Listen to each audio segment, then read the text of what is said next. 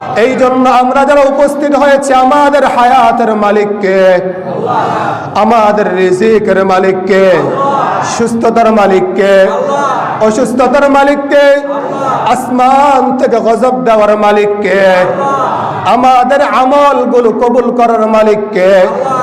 আমরা ইবাদত করব কার জন্য? এই জন্য আল্লাহ রাব্বুল আলামিন কোরআনের মধ্যে সূরাতুল মুমিনুনের মধ্যে বলেন, এ বান্দা, উলাইকা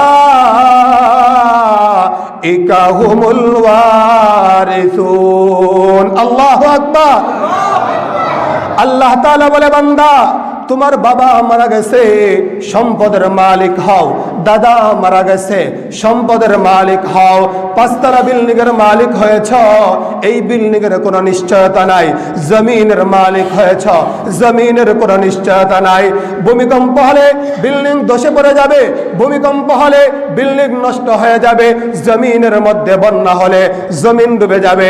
কিন্তু আল্লাহ তাআলা বলতেছেন, বান্দা, আমি তোমাদেরকে এমন উত্তরাধিকারী করলাম, উলাইকা হুমুল ওয়ারিসুন আল্লাযীনা ইয়ারিসুনাল ফিরদাউসা হুম ফিহা খালিদুন।